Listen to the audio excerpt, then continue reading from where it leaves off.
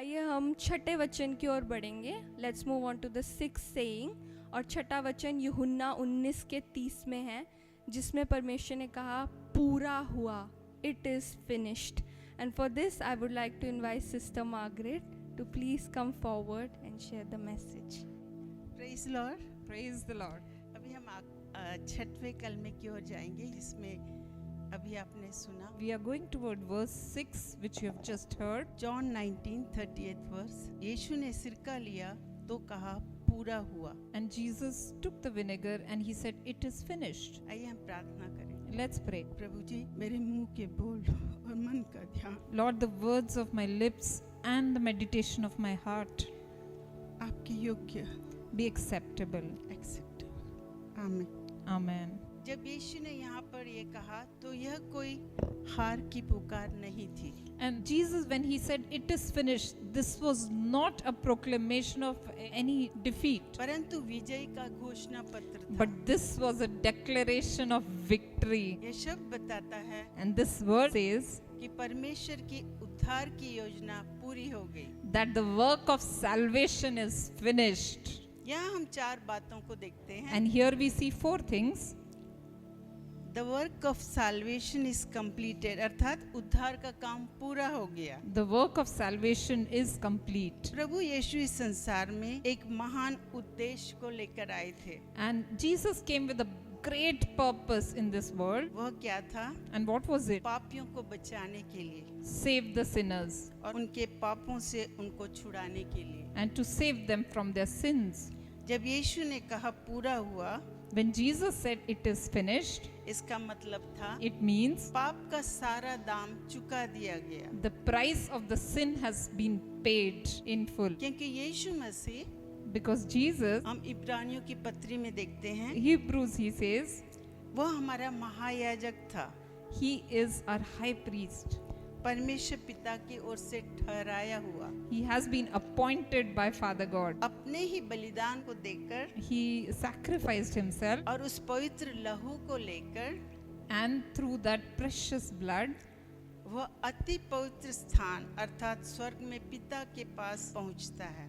he reaches a most holy place, that means heaven, और परमेश्वर पिता को अपना लहू सौंप देता है. and he goes with his blood and gives it to the Father God. ये लहू सारे संसार के मनुष्य के पापों के लिए दाम था. And this blood is the price of the sins of all the people of this world. हम जब देखते हैं वचन में कि जब मंदिर का पर्दा फट के दो टुकड़े हो गया, And in the Bible we see that how the curtain of the temple was torn into two pieces, उस समय परमेश्वर और मनुष्य के बीच का जो रास्ता था खुल गया. and that's how the way towards God was clear. अब हमें अपने कामों से नहीं And now, not by our works, बल्कि विश्वास के द्वारा through our faith, उद्धार मिलता है. we get salvation. जैसे आपने Not, पहले भी सुन सका, हमारे अच्छे कामों से हम उद्धार नहीं पाते. we do not receive salvation just by our good works,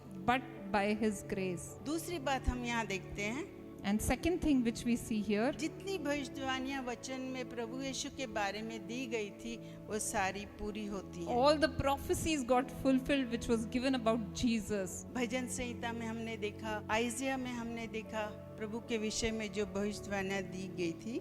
And we have seen the prophecies that are there in Isaiah and Psalms. यीशु के जीवन, It was about life of Jesus, उसके दुखों His sufferings, और उसके मौत, His death. ये सब बातें All these things भविष्यवाणियां द्वारा पूरी हो गई. got fulfilled through those prophecies, क्योंकि परमेश्वर का वचन कभी टलता नहीं है. because God's word is permanent. और जो भविष्यवाणी कही गई, एक एक शब्द प्रभु यीशु के जीवन में हम देखते हैं. And whatever has been prophesied about him, he fulfilled each and every word. तीसरी बात हम यहाँ पर देखते हैं इस वचन के द्वारा, And third thing that we see through this verse is शैतान और पाप पर यीशु मसीह ने विजय पाई. victory over sin and Satan.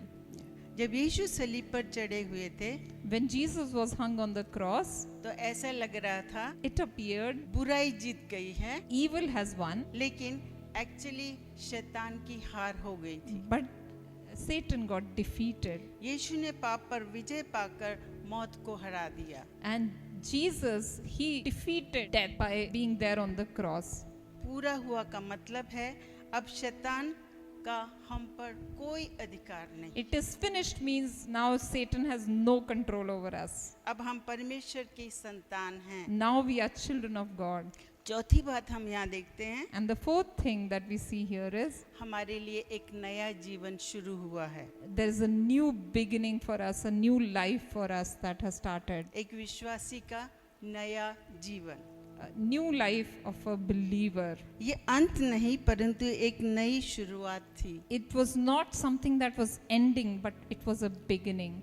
क्योंकि वचन कहता है अब जो मसीह यीशु में है वो नई सृष्टि है। Because word says that if you are in Christ, then you are a new creation. पुरानी बातें बीत गई, देखो वे सब नई हो गई हैं। All things are bygone now, and see, I have made everything new. इसका मतलब है जिसने प्रभु यीशु के लहू पर विश्वास किया उसके सारे पाप खत्म हो चुके हैं। It means those who have believed in the blood of Jesus Christ, all their sins are over. पूरा हुआ हमें यह भी याद दिलाता है And when it is said that it is finished, it also reminds us हमें पुराने जीवन में नहीं परंतु नए जीवन की सी चाल चलनी है।